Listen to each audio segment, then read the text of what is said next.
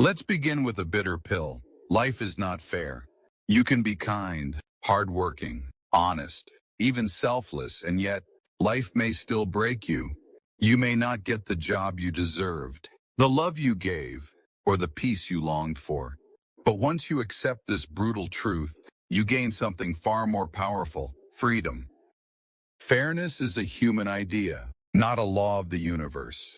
We are raised to believe that good things happen to good people. This belief is comforting, but it's not always true. Nature is indifferent. Bad things happen to good people. Great efforts often go unrewarded. Meanwhile, others may lie, cheat, and still succeed. Why? Because the universe is not governed by our sense of justice. The sooner you let go of the expectation that life should be fair, the less you'll suffer. Instead of waiting for fairness, you start building resilience. Why this truth hurts? It challenges your moral compass. We want to believe that if we play by the rules, we'll win the game. But life isn't a game with rules. It's more like a battlefield, where preparation matters more than fairness. Some people start life with advantages: money, power, connections. Others are born into poverty, pain, or war. This isn't fair, but it's real. And if you keep comparing, you'll waste your energy in bitterness instead of progress. You are not responsible for what happens to you, but you are 100% responsible for how you respond. That's where your power lies. When you stop blaming life for being unfair, you begin to control what you can control: your effort, mindset, and direction. Don't expect ease. Expect adversity. Train like a warrior, not for a fair fight, but for the worst-case scenario. The stronger your mind, the less the world can shake you. Every time you say life is unfair, you give up power. Instead, ask, now what? The most successful people are not those with the best luck. They are the ones who adapt the fastest.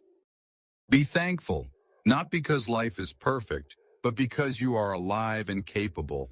Gratitude is not blindness. It's seeing clearly and choosing hope anyway. When life knocks you down unfairly, let it hurt, but don't let it stop you. Transform your pain into purpose. Let every setback sharpen your spirit. The greatest heroes in history were forged in unfairness. Nelson Mandela spent 27 years in prison for fighting for justice. It wasn't fair, but he used that time to become unbreakable. Stephen Hawking lost control of his body, but never his mind. Life wasn't fair, but he still reached the stars. Oprah Winfrey faced abuse and poverty in her childhood, but she didn't wait for fairness.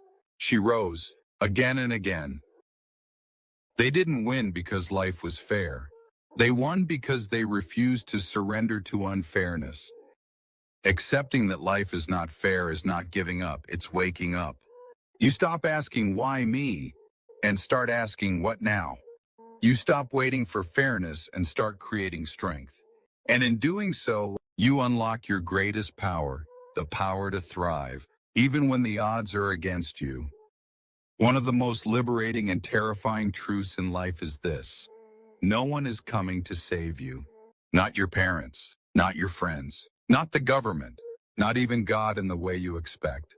Life is a solo climb, and once you accept that the rope is in your hands, everything changes. Most people live with a quiet hope that someday, somehow, someone will come along and fix everything. We wait for a mentor, a miracle, a perfect partner, a lucky break. But waiting is not a strategy. It's a trap. The harsh truth about modern society, especially in the U.S., the American dream has trained people to think that success is just around the corner. If only the system worked better. If only the right politician got elected. If only the economy shifted in your favor. But here's the truth: systems don't save people. Discipline does. We now live in a world where more people are depressed, broke, and disconnected than ever before. Why? Because we outsourced our responsibility. We handed over our lives to systems, hoping they would do the work we were supposed to do. The brutal reality? No one owes you anything. Not life. Not success. Not happiness. What happens when you accept this truth? You stop waiting and start acting. You take back control. You build your own discipline, your own wealth, your own peace. You become the hero of your story, not the victim in someone else's. You stop blaming your parents, your upbringing, the system, the society. You may have been handed a tough deck, but what you do with it is up to you. You are not weak. You are untrained. Most people are not incapable. They're just undisciplined. No one taught them how to think, how to act, how to be resilient. That's okay. You can teach yourself. Everything is learnable. Discipline is the ultimate self-rescue tool. Motivation fades. Emotion wavers. But discipline